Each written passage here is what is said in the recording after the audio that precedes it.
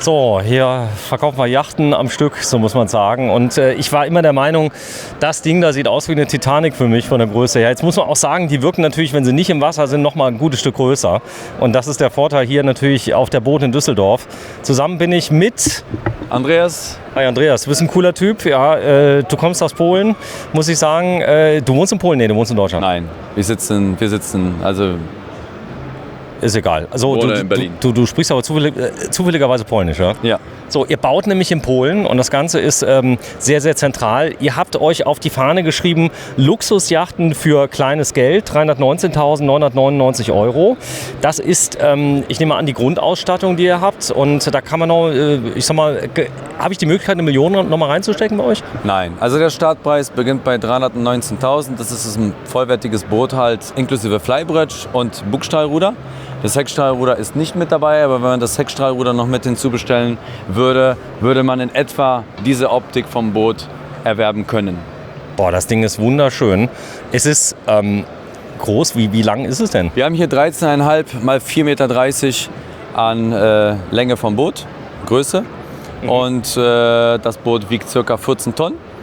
Und es wird halt dementsprechend, sagen wir mal, genannt Yacht/Hausboot. Also wir haben halt in den Kabinen überall Stehhöhe, was halt auf Gleitern nicht der Fall ist. Und das ist, sagen wir mal, der Vorteil, den wir in allen Kabinen? In fast allen Kabinen. Also in mindestens 2 Kabinen haben wir volle Stehhöhe. Gut, wir gehen mal gerade einen Meter weg. Wenn du das Schild mal wegstellst, das sieht ein bisschen albern aus. Aber die Leute, die, ich sag mal, fotografieren das Schild, die gucken hier drauf.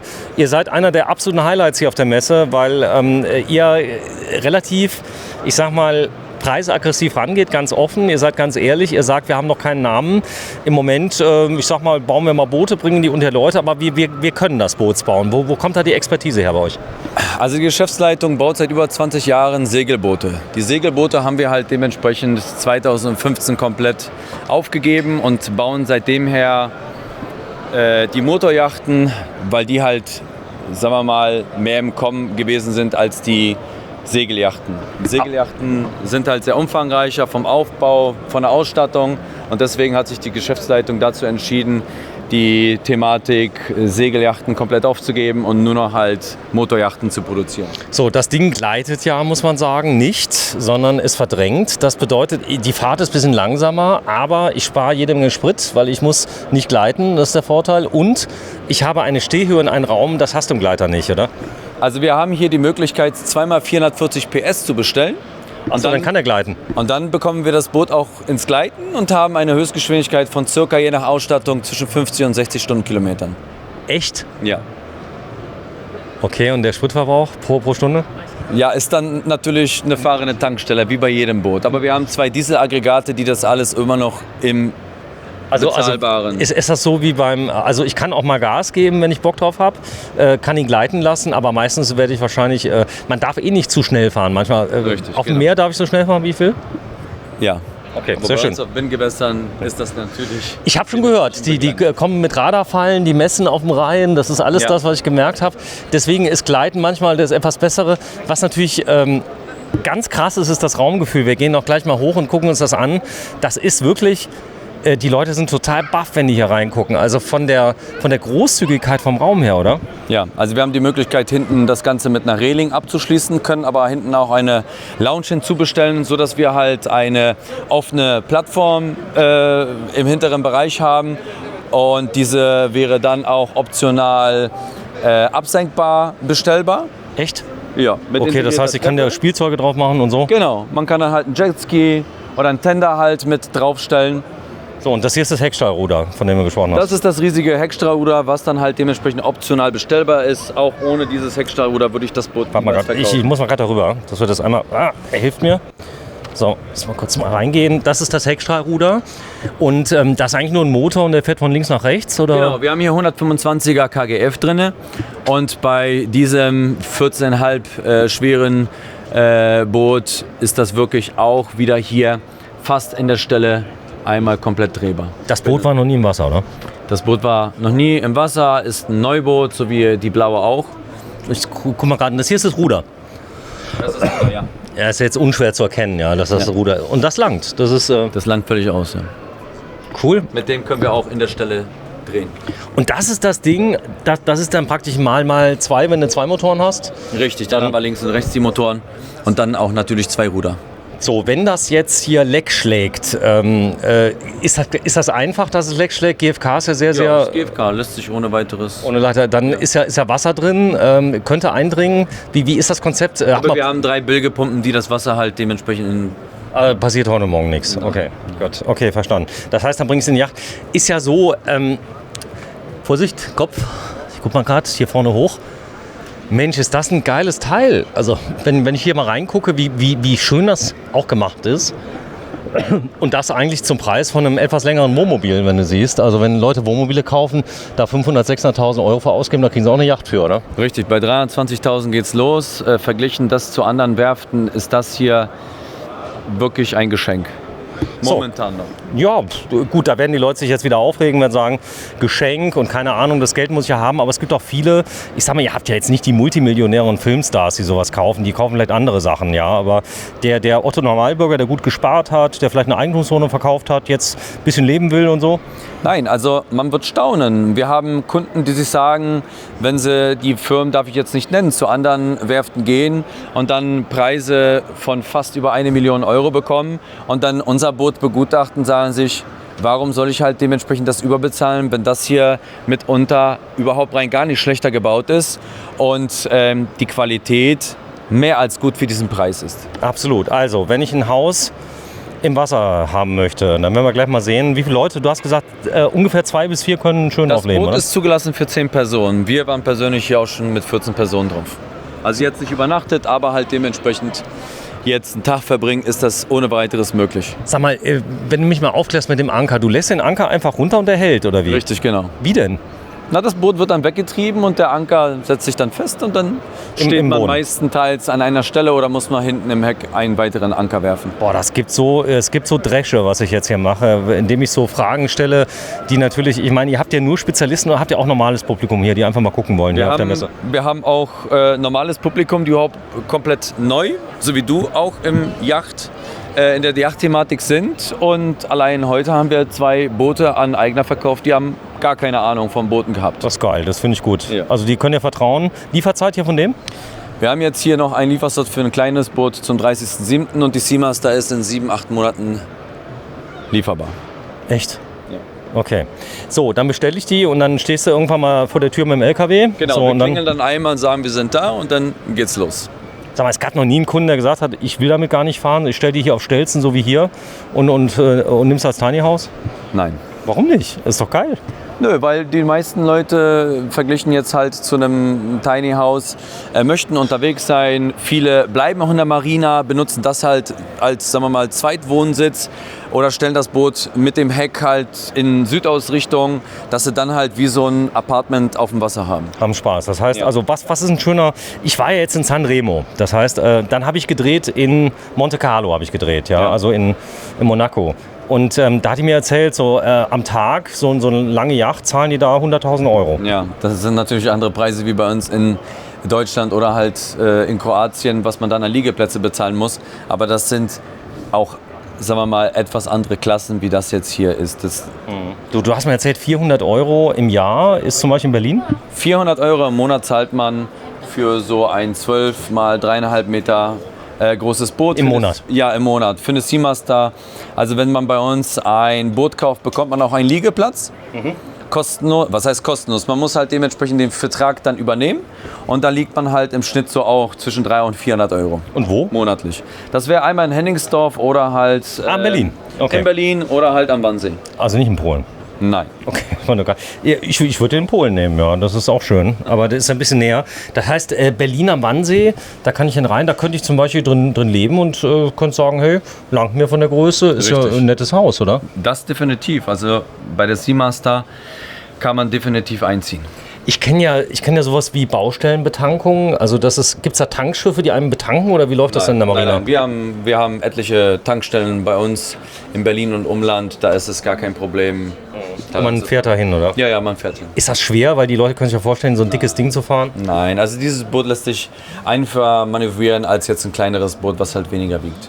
So, kommen wir mal zur Küche. Ihr habt ein wunderbares Holz. Was ist das für ein Holz hier? Weißt du es? Das ist ein dunkles Furnier. Das ist eine Spanplatte, die halt mit einem Furnier dann halt ausgearbeitet wurde. Das ist jetzt wie zu Hause. Das heißt, ihr müsst ja nicht aufs Gewicht achten. Das kann ruhig volles Material sein.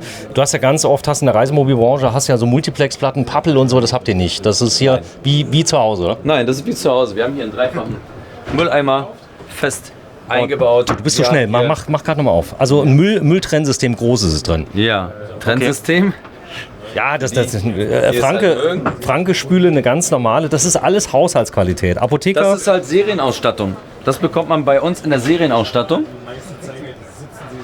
Ein Küchensystem, damit man wirklich, wie ich schon sagte, jeden einzelnen Quadratmeter nutzen kann. So, dann ist hier vorne Spülmaschine ist mit drin, eine kleine. Mikrowellen-Backofen-Kombi. Und das läuft alles über einen Spannungswandler, auch wieder über Batteriebänke. Ein Wechselrichter ist da drin. Ist das 12 oder 24? Was habt ihr im Bord? Das ist 12 Volt. 12 Volt. Und dann Vitrifrigo, ihr wollt raus, gell? Gut, Vitrifrigo ist mit drin, der Slim 150, den kenne ich. Also das ist ein Kühlschrank, der macht richtig kalt. Also es ist wirklich, ist das Standard bei Yachten, Vitrifrigo? Ja, wir verbauen Vitrifrigo, ja. Okay, mach mal auf. Kurz mal gucken. Und der hat auch die... Kühlfach? Und die große Getränkeschublade. Guck mal unten, die kannst du extra öffnen. Richtig. Ich liebe Vitrifrigo, weil die tolle Kühlschränke bauen, also die drin sind. Und dann hast du, guck mal hier, du hast eine richtige Face-to-Face-Sitzgruppe hier mit drin, eine Rundsitzgruppe fast. Da können, du hast erzählt, wie viele Leute saßen hier? Wir haben hier locker Platz, sagen wir mal, irgendwo für 6, 7, 8 Personen. Aber auch hier haben wir die Möglichkeit zu schlafen, auch auf der gegenüberliegenden. Wenn wir diesen Tisch schön verstellbar bestellen, dann haben wir hier auch nochmal eine Liegefläche, dass wir fast auf 9 Personen kommen, die hier übernachten können. Andreas, bleib mal gerade da stehen. Ich schieß mal gerade einmal hier in den Raum rein, dass wir das mal sehen. Jungs, ihr müsst so eine Yacht kaufen, ja. Das ist Must-Have, wenn ihr noch vielleicht so 300.000, 400.000 Euro übrig habt, ja, ein bisschen Bitcoin verkauft habt, dann könnt ihr das machen. Aber viele haben ja, ich sag mal, die haben gut gespart, die haben vielleicht etwas weniger Geld ausgegeben. Die Zielgruppe, ist das so jedermann, kann man das sagen? Wir haben wirklich jedermann, ob jetzt halt besser betucht oder weniger. Dieses Boot spricht hier halt auch die, würde ich fast schon sagen, Millionäre, die geheimen Millionäre an. So, viele Handwerker, muss man ja sagen, die, ich sag mal, auch ein bisschen Geld haben, die gehören ja teilweise ganze Straßen. Da wird halt mal ein Haus verkauft oder eine Wohnung, oder? Richtig, und da kann man sich so ein Boot hier leisten. Was ist das für ein Feeling auf dem Meer? Ist das so eine Community in der Marina? Man kennt sich so ein bisschen, wir haben einen Campingplatz, so ein bisschen? Ja, das ist halt dementsprechend frei sein. Ne? Das ist nicht wie zu Hause, dass man da halt sowieso immer was zu tun hat. Hier, wenn man aufs Boot geht, ist man halt dementsprechend komplett frei. So, und jetzt bin ich hier vorne. Ist da eine Tür drin? Kann ich die zumachen, die Tür? Sorry, wir müssen einmal ablichten im Moment. Ist da eine Tür drin? Kann ich hier zumachen, die Tür? Ja, ich kann es einmal Wie geht das? Einmal kurz zeigen, dass wir das sehen. Hallo? Hallo. Ist das schön, das Boot hier? Gefällt euch das? Ihr wollt bestimmt mal reingucken, oder? Das ist so. Du warst schon drin. Da darf ich dich mal fragen, wie es dir gefällt drin? Es ist sehr schön. Im Innenausbau ist wirklich schön gemacht. Es ist hochwertig, oder? Ja, ist hochwertig. Hast du den Preis gesehen? Ja, der ist natürlich günstig, sehr günstig. Ja, das muss doch irgendwas faul sein, oder? Oder denkst du, das ist okay? Ich meine, du hast ja gesehen, oder? Nee, man zahlt den Namen nicht. Ach, das ist es. Ja, das ist kein Brand. Ich denke, das ist eben, dass du nicht den Namen bezahlen. Also es ist kein Gucci oder sowas. Es ist halt... Nein. Also es ist ein hochwertiges Schiff, aber halt noch mit einem unbekannten Namen und daher auch viel günstiger. No Name, genau das hat sie wiederholt. Du bist aber nicht hier am Arbeiten, du arbeitest nicht für die, oder? Nee. Du bist Kundin? Ich bin Kundin. Okay, dass wir das haben. Also, dass wir das haben. Und wir haben es vorher nicht gesehen, oder? Oder abgesprochen? Nee, du hast gesagt, überhaupt nicht. Weil du hast genau das gleiche gesagt wie er. Und er hat gesagt, ja, wir haben noch keinen Namen, wir machen das günstig, Einführungspreis quasi. Okay, habe ich verstanden. Das heißt, Liegeplatz kriege ich denn und von Berlin komme ich da überall hin eigentlich? Gibt es da genug Flüsse und Seen, dass ich... Wir haben die meisten Flüsse in ganz Deutschland und unsere Liegeplätze sind auch zentral gelegen. So, Küche habe ich soweit verstanden. Hier habe ich eine Liegefläche, hier kann ich denn liegen. Kühlschränke habe ich auch noch genug. Da vorne ist der Steuerstand mit dem dicken... Ist da auch wieder Volvo drin hier in dem Fall? Hier ist auch wieder Yanmar drin, wie in dem anderen Boot. Wir verbauen ausschließlich Yanmar. Auf Kundenwunsch verbauen wir auch Volvo Penta. Was ist Yanmar? Wo kommen die her?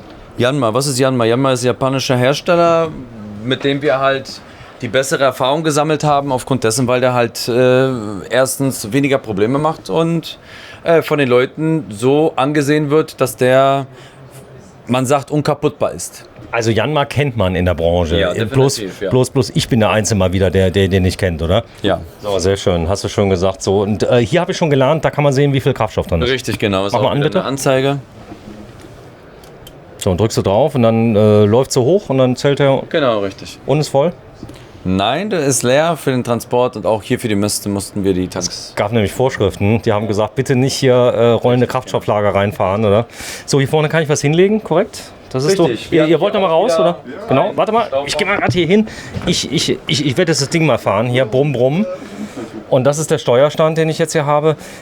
Und das ist dieses Teil, mit dem ich das Das ist auch wieder das Bogenhecksteuerruder, was jetzt hier zentral vom Steuerstand aus geregelt werden kann. Aber wir haben bei diesem Kunden, also der Kunde hat auch bei uns eine Funkfernbedienung fürs Bogenhecksteuerruder bestellt, damit er das halt dann, wenn er mal alleine ist, auch alleine steuern kann. So, und hier sehe ich auch die Füllstände, habe ich gerade gesehen. Ich sehe die Batteriespannung, das ist ein Multifunktionsdisplay. Richtig, genau. Okay, und hier, was ich hier, ist ein GPS? Das ist auch wieder ein Kartenplotter mit tiefem Messer. Es ist Axiom Plus, was wir verbaut haben, was der Kunde sich gewünscht hat.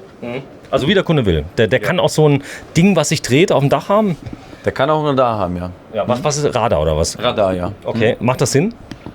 Auf Binnengewässern weniger, aber auf der See nehmen es viele mit, ja. Außerdem sieht es cool aus, wenn ich das dreht, finde Das ich. sieht cool aus. Ist teuer? Ist teuer, ja. Was kostet das? Um die 5.000. Gut, also ich komme ja aus der Wohnmöbelbranche, da ist nichts billig. Also wenn du da 5.000 für ein Radar, allein weil sich das dreht, würde ich es nehmen. Also das ist irgendwie cool. Ja, wir gehen mal runter und jetzt, ich habe von außen schon mal reingeguckt, das flecht doch die Leute total, das fixt die total an, oder? Ja, das ist hier wirklich mitunter das einzige Boot, was mit dieser Größe in der Eignerkoje noch eine Stehhöhe hat. Das ist ganz krank. Ich war ja eben in einem Boot, da kannst du dich kaum bewegen drin. Du bist 1,80 Meter. Wir stehen hier, mach mal mit der Hand drüber. Das ist ganz krass. Du hast einen richtigen Raum hier. Und auch wenn ich jetzt hier drauf gehe, kann ich hier auch mit 1,80 Meter, die Haare stehen ein bisschen hoch, aber auch hier kann ich mit 1,80 Meter gerade stehen. So, jetzt hast du ein Queensbett hier drin und das hat ordentliche Bettmaße. Was hat das, ungefähr 1,50 Meter? Wir haben hier 1,40 Meter mal 2 Meter. Das ist die Eignerkoje und in der zweiten Masterkabine haben wir ein Bett von 1,60 Meter zu 2 Meter. Boah, ein fetter Fernseher. Das ist doch wie zu Hause hier. Jetzt mal ganz ehrlich. Ja. Ist doch Wir schöner. haben hier eine etwas andere Materialauswahl, die wir drüben hatten. Wir haben gedämmte Zimmer, gedämmte Türen, gedämmte Schotten, sodass wir fast nichts von außen mitbekommen. Boah, ist voll hübsch. Auch die Möbelauswahl. Und was kann ich jetzt wählen? Kann ich die Holzfarben wählen? Ja, bei der Premium-Auswahl haben wir hier bei der Seamaster komplett freie Auswahl der Material- und Farbgestaltung. Wie frei? Bei der Premium-Auswahl können wir jegliches, so wie die Schottenwände, das Furnier, können wir frei wählen. Nach jeglicher RAL-Farbe können wir das bestellen, wie man es halt sich wünscht. Ich bin baff. Weil ich habe zuletzt mit einem gesprochen, der hat gesagt, unser großes USP ist die Breite an Möglichkeiten. Das habt ihr Serie quasi in der Auswahl dann, oder? Ja, in der Premium-Ausstattung ja. Wir bieten das halt nicht wie andere Hersteller in einer, sagen wir mal, kleinen Range an, sondern bei uns kann man vom Kartenplotter bis hin zum Funkgerät alles einzeln auswählen. Nicht wie bei anderen, wo es halt dann nur komplette Pakete gibt. So, die Ebersbecher. Es gibt, ich nehme an, das Bedienteil hier ist nochmal gespiegelt, oder? Das gibt es irgendwo anders nochmal, oder? Es gibt 2 Bedienteile aufgrund dessen, weil hier an Bord 2 Heizungen verbaut worden sind. Ah, das heißt, du kannst hier zum Beispiel kälter machen, wärmer oder gar nicht? Richtig, genau. Okay, das habe ich verstanden. So, dann ist hier das Badezimmer drin, Zugang? Richtig, das ist hier ein Badezimmer inklusive Dusche, aber hier hat der Kunde keine Premium-Dusche bestellt, die dann auch eine separate Duschkabine hätte. Das heißt, ich mache hier alles in einem, aber du sagst, hier brauche ich keinen Duschvorhang, hier kannst du einfach losduschen. Also man könnte hier, weil es wirklich so ist, dann natürlich alles nass ist, einen Duschvorhang vorhängen. Was wir empfehlen, ist dann halt wirklich eine Premium-Dusche zu nehmen, damit wir eine separate Duschkabine haben, damit nicht alles nass ist, wenn man hier duschen geht. Aber so wird es halt auf Booten gehandhabt, dass auch wirklich halt, wenn man da duschen geht, natürlich alles nass ist. Ja gut, die sind ja nicht so pingelig. Wir sind ja auf dem Wasser. Muss das ja dazu lernen. Und das hier ist alles GFK, auch hier innen? Das ist hier alles GFK. Ihr habt das Ding komplett aus GFK gemacht? Die Wände sind halt dementsprechend Spanplatte, gedämmte Spanplatte. Krass, hier oben ist ein Fensterchen, das du durchlüften kannst. Wo ist denn hier der Ablauf? Ah, da vorne. Richtig, hier haben wir einen Ablauf. Oh, wie krass, wie geil. Guck mal hier, hast du es gesehen? Ja. Du hast eine richtige Design-Dusche hier drin. Ja. Sag mal, ist hier auf der Messe, geht schon mal was kaputt eigentlich, wenn Leute sehr dran reißen? Oder? Na, wir passen schon auf, dass das Boot nicht in Mitleidenschaft gezogen wird, weil das hier ein eigener Boot ist. So, das hat jetzt einen Festtank, nehme ich an, hier unten. Das hier hat auch wieder eine leise Dusche mit einem Fäkalientank. Wie viel geht da rein? Hier haben wir 400 Liter. Wir können aber auch Grauwasser sowie Schwarzwasser separat voneinander trennen. So, wenn du mal gerade ein bisschen nach da gehst, ja, dann habe ich mal ein freies Schussfeld hier rein. Boah, es ist voll schön. Nee. Haben wir auch wieder. Och, du willst mich hier verkackeiern. Das ist nochmal Stauraum drin. Da kannst du rein, da kannst du drin schlafen, Ja. oder? Da können wir, wenn wir die Frau Ärger macht, können wir sie darin verstauen. Das nimmst du sofort zurück, weil die Frauen gucken das, die sind dann richtig sauer. Sag mal, was war das hier in der Ecke drin, hier der Kasten? Das ist eine Stufe für Notausstieg über die Decksluke. Okay. So, das habe ich soweit verstanden. Hier oben wirklich auch oben der Baldachin ist indirekt beleuchtet. Richtig, genau. Das GFK, das Ding ist flammenneu, es riecht nämlich auch neu. Ist das eine Neuerfindung von euch? Hier das Boot? Das ist 1 Jahr alt. Also dieses Projekt ist 1,5 Jahre alt. So, und das ist richtig toll. So, jetzt guck mal gerade. Da ist ja nochmal eine Dusche. Hi. Ist gar kein Problem. Das ist der Junior, oder? Das ist ein Kunde, der sich gerade das Boot anschaut. Ja, dann du darfst gerne mal raus. Dankeschön. Hat es mal ausprobiert. Ist das schön hier auf der Messe? Macht Spaß, oder? Okay, die ganzen Boote gucken. Das ist total nett. Und guck mal hier, da hast du noch eine Dusche. Da haben wir auch nochmal eine vollwertige Dusche. Jedoch auch keine Premium-Dusche. Das heißt, wenn man hier duschen würde, würde auch leider alles nass werden. Aber man könnte hier, sagen wir mal, notdürftig einen Vorhang hinhängen, sodass nicht alles nass wird, wenn man duscht. Du, das ist vollkommen in Ordnung. Ja, ich mache das da unten weg, leg da anschließend was drüber und dann... Genau. Wir wollen ja hier in der eigenen Koje und auch an den anderen Kojen so viel wie möglich Komfort beibehalten. Und man sitzt ja nicht den ganzen Tag in der Dusche oder auf Toilette, sondern halt hält sich in den Kojen oder im Salon auf. Das ist aber jeder, wie er will. Also der eine kann das so haben, der andere kann das so haben. Dann hast du hier ein großes Schlafzimmer und hier, gut, das war das, was du eben gesagt hast. Du hast nicht überall volle Stehhöhe, Nein. sondern natürlich hier in den Schlafzimmern, da ist ein bisschen weniger. Die Bettbreite hier? Hier haben wir 1,40 Meter auf 2 Meter. Boah, das ist so schön. Ich überlege gerade, in welche Richtung ich schlafen würde. 12 Volt hast du auch an Bord, oder? Das heißt, Wir haben auch 12 Volt, USB-Buchsen, aber Und hier 230. an Bord sind alle 230 Volt Steckdosen dauerhaft mit Strom über einen Inverter. Schrauben, Edelstahl. Ja, So, und dann siehst du hier schön, das ganze Boot ist salzwasserfest. Ist das richtig? richtig. So, andere Seite. Und dann machen wir bitte den Schrank auf. Der Schrank übrigens auf der anderen Seite identisch. Da ist ein großer Spiegel davor. Was wiegt das Boot? Wir haben hier knapp 14 bis 14,5 Tonnen. 14,5 Tonnen. So, zusammen mit Andreas von Cobra Yachts. Und cobra-yachts.com ist die... Hier habe ich ein bisschen mehr Platz, oder? Richtig, wir haben hier ein 1,60 Meter mal 2 Meter Boot. Und wenn wir morgens aufwachen, haben wir fast das gleiche Feeling wie in der Masterkabine, sodass wir halt früh morgens aus dem Fenster schauen können. Ja, die Aussicht ist ja schön. Auf dem Wannsee, ich guck mal gerade, oder das blaue Herrlich. Boot. Herrlich. Boah, ich bin jetzt schwer am Rätseln, ja, ob mit dem wohnmobilen Rente oder mit der Yacht. Am Wannsee liegen ja viele. Sind die Plätze schön, die ihr da habt, wo die Boote liegen können bei euch? Ihr bietet ja die Möglichkeit, einen Liegeplatz mit dazu zu kriegen. Richtig, also Problematik ist einfach mal, Liegeplätze sind rar. Ne, ist wie Goldstaub, ist nicht verfügbar. Und wenn man bei uns ein Boot kauft, dann kriegt man sogar auch am Wannsee halt einen Liegeplatz. Mit Boah. Südausrichtung. So, den muss ich zwar bezahlen, aber ich kriege ihn. Sie Das- kriegen ihn, ja. Wenn Okay. Sie jetzt anrufen würden und fragen würden, ob ich einen Liegeplatz bekomme, dann würden Sie ganz klare Antworten bekommen, Sie kriegen keine verfügbar. Du musst mich duzen. Ich fühle mich so voll alt, wenn du mich Gerne. siehst. Dann, sag mal, aber ist das nicht so bei den Yachtleuten? Die sitzen sich alle. Bei den Wohnmobilleuten sind alle per Du. Man muss immer vorsichtig sein, ne? Also wenn dann eine Prada-Tasche getragen ja, wird, dann muss man halt dementsprechend schon mit... Du hast aber gesehen, dass ich eine Rolex habe, oder? Ja, habe ich gesehen. Ja, wenn mal gerade da hochhebst bitte bei mir. Mach mal hoch. So, ein bisschen höher. So, die habe ich neu gekauft, die Rolex. So, das ist, da muss man aufpassen. Man kann am Äußeren nicht erkennen, was drin ist, oder? Bei den Ja, Kunden. genau, man muss vorsichtig sein, welchen Kunden man vor sich hat und mit Fingerspitzengefühl das Ganze. Aber ehrlich, Andreas, du machst das saugut. Ich bin ja totaler Newbie und ihr habt hier 2 Leuten und das ist ja die Gefahr, weißt du, wenn du die Kunden von oben herab behandelst und bloß weil die keine Ahnung man haben. darf wirklich keinen Menschen an dem, was er an sich hat, beurteilen, weil das Ganze kann richtig nach hinten losgehen. Ja, denn die, wo man am meisten denkt, was ist hier drunter? Genau, wir haben hier einen Zugang zu den Bilgepumpen. Sag mal bitte, ich will einmal kurz... Ja, ich will einmal Bilgepumpen, das heißt, da ist ja ein Hohlraum drunter und den kann man abpumpen. Genau. Richtig, wenn sich dort halt Wasser sammelt, wird der dann halt automatisch von den Bilgepumpen halt abgesaugt. Kann sich da Wasser sammeln?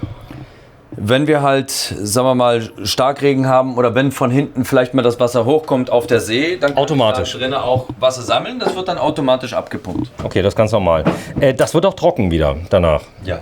Okay, weil es soll ja nicht riechen. Also ich hatte so manche Schiffe, die haben nach Schiff gerochen. Hier riechst du ja gar nichts. Aber gut, das Ding ist nagelneu, aber das ist ja das Ziel, dass nichts riecht, oder? Ja, aber dadurch, dass wir halt auf der gesamten Bootslänge 3 Bilgepumpen verbaut haben, haben wir die Sicherheit, dass sich nirgendwo halt Wasser oder Reste vom Wasser, dass diese austrocknen können und dann zu unschönen Geruch führen können. So, hier läuft das polnische Fernsehen, nehme ich an.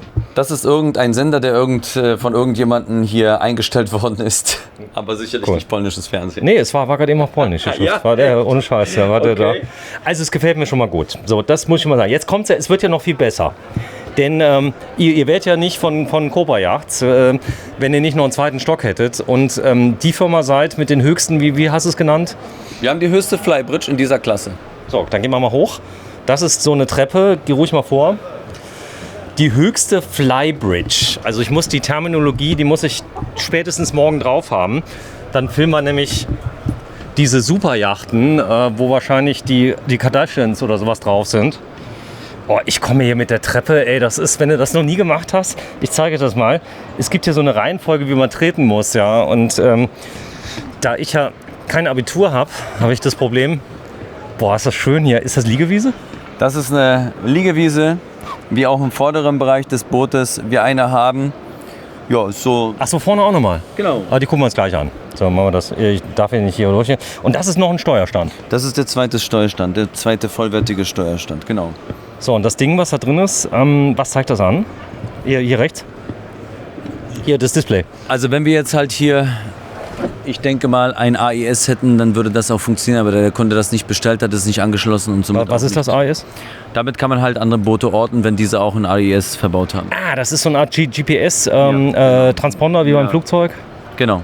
Siehst du, ich lerne dazu. Ich weiß, was AIS? AIS. AIS, okay. Dann starten. Wenn ich jetzt starten würde, würde es nicht angehen, ne? Nein.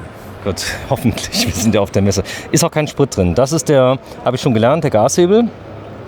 Nach hinten ist zurück, nach vorne ist nach vorne. Richtig, genau. So, und ich habe aber hier keinen Zugriff auf dieses Bugstrahlruder.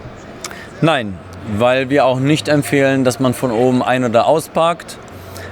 Denn sollte es zu irgendeiner unschönen Situation kommen. Man sieht hier nichts von hier oben an der Seite, oder? Das und wir können nicht runterspringen, um irgendwo noch festzumachen, Seil zu werfen oder sonst was. So, das Boot, das muss ja auch versichert werden. Was kostet sowas, wenn ich hier Vollkasko? Das ist 10% halt vom Einkaufspreis. Das heißt, man ist dann halt bei einem Kaufpreis hier bei dieser fast voll ausgestatteten Yacht irgendwo 85% bei 450.000 brutto inklusive Mehrwertsteuer.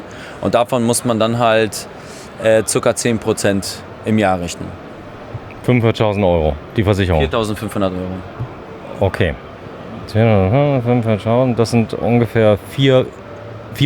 Nee, 1% ist es dann. 1%, ja. 1%, du hast gerade 10. Ich habe gerade einen Schock bekommen, das heißt, ich würde jedes Jahr 10%... Nee, 1%. Aber ist halt vom Kunden abhängig, wie er das, sagen wir mal, versichert. Es gibt verschiedene jetzt mal ehrlich, Versicherer. 4.500 zahle ich ja zu Hause für eine ordentliche Haftpflicht mit Gebäudeversicherung auch. Es kommt auf die Vollkasko an, auf die Selbstbeteiligung an. Es kommt darauf an, wie viel Versicherung man bei der Versicherung hat.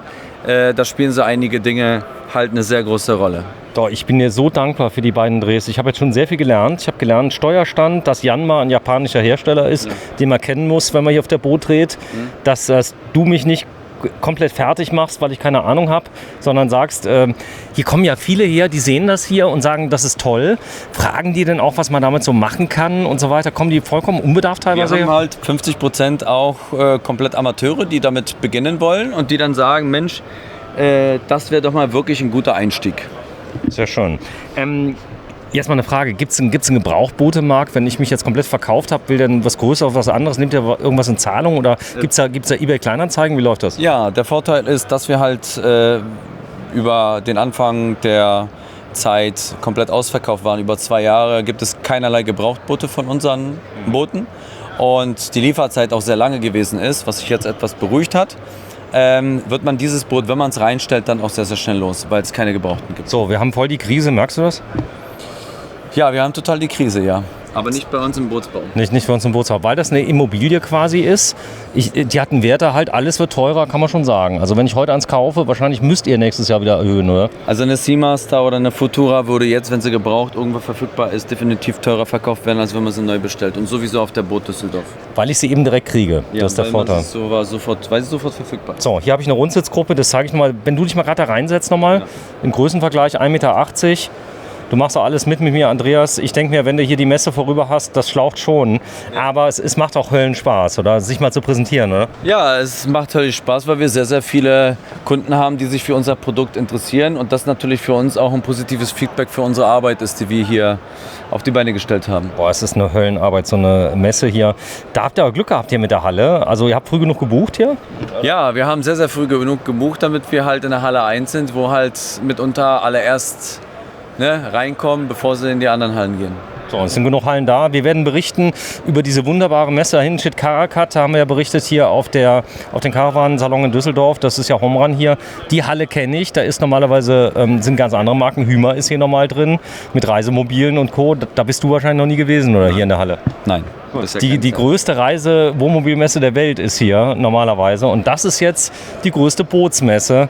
Also ich bin begeistert. Also wenn ich eins haben möchte, ihr habt eine Website, ist ganz einfach, Cobra, wenn du kurz mal dein Schild nochmal zeigst, -yachts.com, korrekt?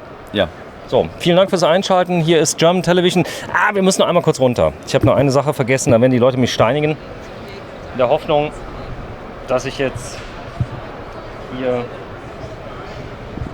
Boah, wenn ihr jetzt seht, wie ich hier runtergehe, da würde jetzt jeder Schiffseigner wird sich totlachen und sagen, aber ich glaube, das geht aber vielen so, die das noch nie gemacht haben, oder? Ja, anfangs ist es noch recht hakelig, aber... Also ich habe ja beide Beine oder Ärmel zu. Ich bin unten. So, du machst das viel galanter, du gehst sogar vorwärts runter. Denn, was ich euch zeigen wollte, ist, man kann ja an der Seite vorbeigehen. Seamaster heißt das, oder? Das Boot. Genau. So, und dann kann man hier vorbeigehen. Absturzgefahr steht drauf. Ich bin natürlich Held des Alltags und gehe hier dran vorbei. Hier ist der Steuerstand übrigens nochmal, hier kann man durchgucken. Man kann auch einfach aussteigen. Was auch wichtig ist, dass man beim Einparken hier drauf gucken kann. Und jetzt stellt euch mal vor, das Ganze ist ja komplett begehbar. GFK ist ja sehr, sehr starr und widerstandsfähig, hart. Ja. Kannst du dich mal da drauflegen, bitte? Ein letztes Mal, dann bist du mich los. So, hier ist er. Andreas, ich fahre jetzt nach Hause, weil jetzt ist die Uhrzeit. Was sagt die Uhr? Guck mal gerade. Es ist 17:30 Uhr. 17:30 Uhr, ich glaube, das war das letzte Video. Ich fahre jetzt mal zurück. Heute erster Messetag für mich. Ich bin extra Samstag, Sonntag nicht gekommen. A, war ich in Stuttgart und B, war hier so viel los, dass ich hätte gar nicht drehen können. Jetzt geht's mittlerweile. Und du bist zufrieden mit der Messe? Hast du ein paar verkauft? Ja, wir haben heute 2 verkauft, gestern 1 und die letzten, denke ich mal, werden dann irgendwann Samstag oder Sonntag eintrudeln und sich den Messerabatt bei uns holen. So, und wenn Sie das Boot haben möchten, beginnt bei? Die Seamaster beginnt ab 320.000 €. So, 320.000 inklusive Steuer oder plus Steuer? Inklusive Steuer. Inklusive Steuer, Mehrwertsteuer, 19%. Vielen Dank fürs Einschalten. Tschüss!